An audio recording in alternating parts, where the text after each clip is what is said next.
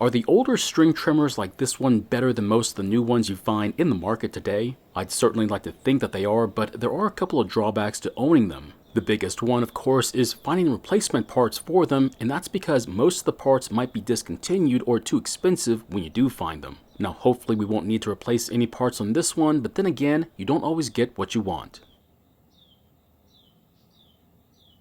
In today's video, we're going to be looking at this Homelite string trimmer, and the problem is that it's been in storage for a really long time and now it won't start. So this one does belong to me, and I've had it for years just hanging around in the warehouse. And I figured now would be a great time to fix it, especially with the weather having cooled down quite a bit. Now, I'm going to try and repair this string trimmer, but yours might be different, so this might not work on yours. So if things are not working out for you, like in the video, please ask about it, and I'll be glad to answer your questions. First, I'm going to take a look around and see what we're working with, and luckily it all seems to be there with nothing missing, which is a bonus. Now just an FYI, I do want to give you an idea about how heavy this string trimmer really is. And at only 10 pounds, it's not terrible, but you're definitely going to get a good shoulder workout. And of course, all the weight from this trimmer is located at the back, and with an old school 25cc engine, it's going to be kind of heavy. Now I do want to see if this engine will start and run, but for this one, I'll take off the air filter and prime the engine with some fuel instead of filling up the tank.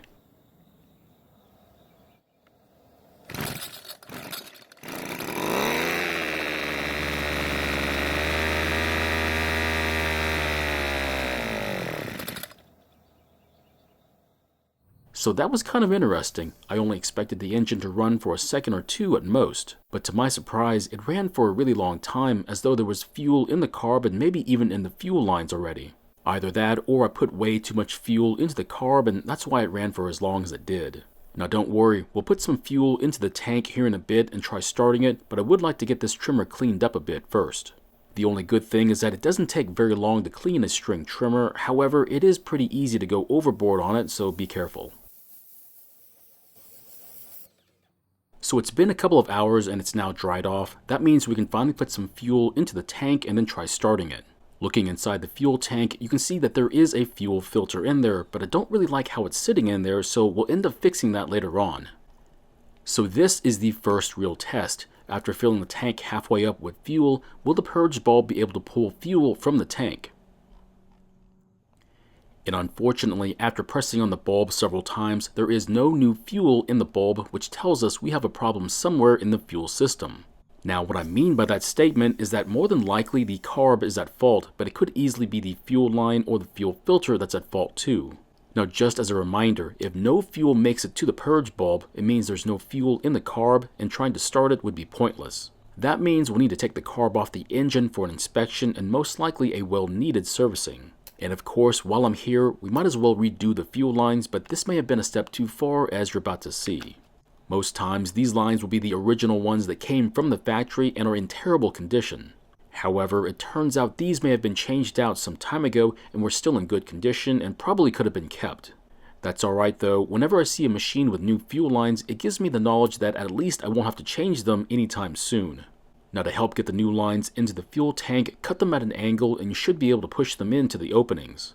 Now this is not supposed to be that easy, and that's because these lines need to fit tightly in the openings to keep fuel from leaking out of them.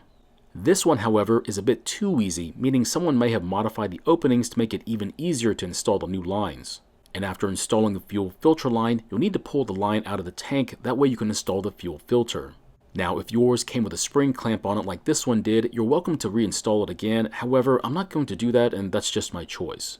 Once the fuel filter has been installed, push it back into the fuel tank, but this is the important part. We'll need to position it so it's in a good location in the tank to pick up fuel.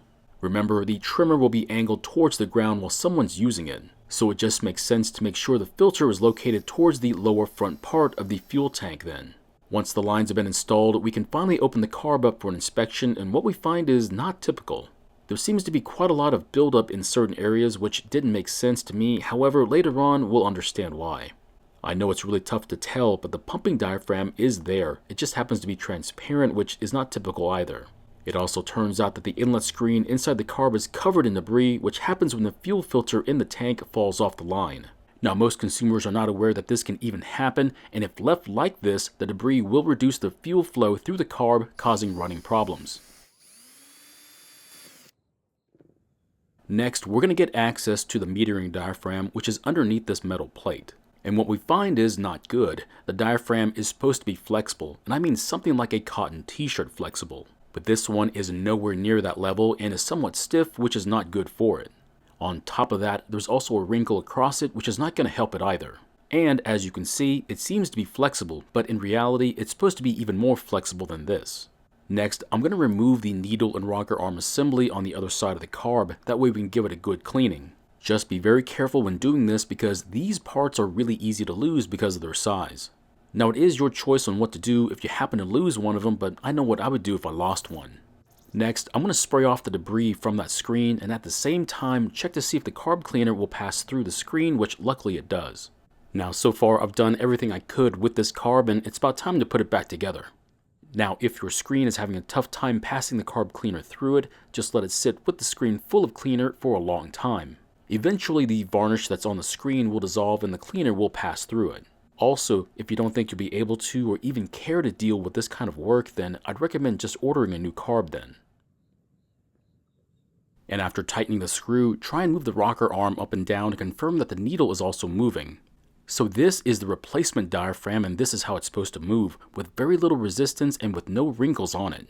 If the diaphragm has any stiffness to it, it won't move the rocker arm as much as it's supposed to and will affect how the fuel is regulated through the carb. Now you can buy these individually, but you'll get a much better price if you buy a package of 5 or more.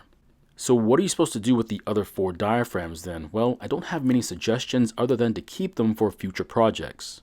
So here's where things get a bit weird. As I was taking off the pumping diaphragm to clean the metal, I noticed how terrible the diaphragm felt. There were a lot of lumps and bumps in the diaphragm as if it had fallen on the floor with sand all over it and someone had stepped on it. So how is this diaphragm going to affect the carb then? Well, I'm not really sure, and the only way to find out is to just reuse it and see if there are any problems with it afterwards. And if there is a problem with it, I'd recommend just replacing the carb. That way your chances of wasting your time on the bad carb is very unlikely. Now, even though the purge bulb was not cracked or damaged in any way, I'm still going to replace it, and that's because I have a lot of these to use up.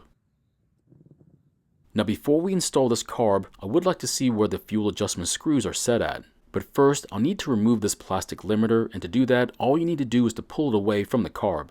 And what we find under the limiter is a slotted screw head, which is the top of the adjustment screw. So to figure out what setting it's at, we'll just use a flathead screwdriver and turn it clockwise until it stops. Just remember to count the number of turns it takes.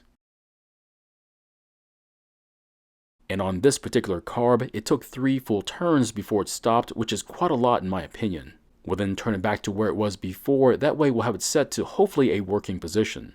So what am I going to do with that old metering diaphragm then? Well, I'm not going to throw it away. In fact, I'm going to see if we can save it by making it soft again. I'd rate this a 3 out of 5 in hardness, so it's definitely worth a shot to save it. Now I have tried saving diaphragms that were a bit harder than this one, and all I have to say is if it's too far gone, there's no chance in making it soft again. Also, something to watch out for on this type of carb, there are multiple openings to install the throttle cable at. And if you did forget which one it's supposed to go into, we'll just pick one and then squeeze the trigger and make sure that the throttle is opening all the way. So when installing the fuel lines on this particular carb, the fuel filter line goes on the port furthest away from the bulb. And of course that means the return line will connect to the port closer to the bulb. So when pressing on the bulb, fuel will come up the filter line, go into the carb, fill the bulb, and then return back to the tank through the return line.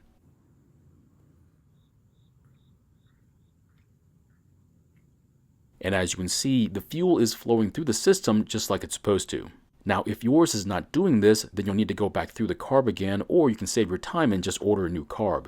So if the fuel is going up the lines backwards, meaning it's coming up the return line instead of the filter line, then the lines are backwards.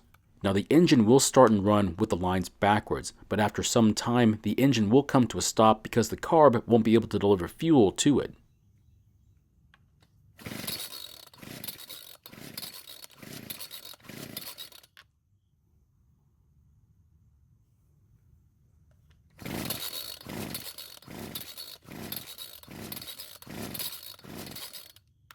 So unfortunately, it didn't even try and start, so I might have flooded the engine. Next, I'll take off the choke and try starting it again.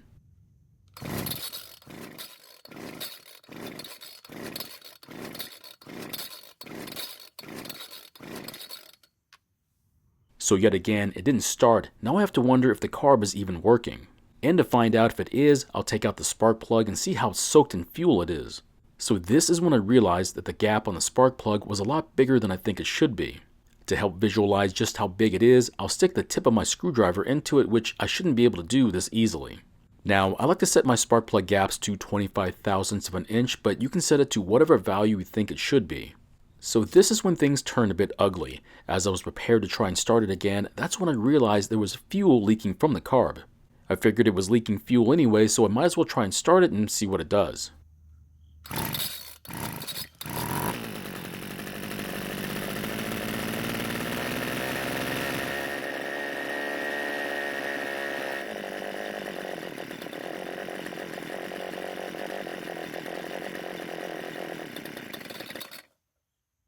So it did start and run, but it didn't stay that way for more than a minute before it stopped.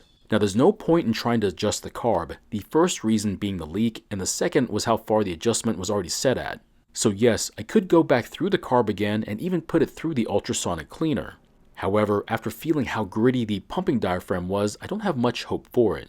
So I'm going to hold off on the project for now and move on to another one. But until then, I do have time to figure out what I want to do with it.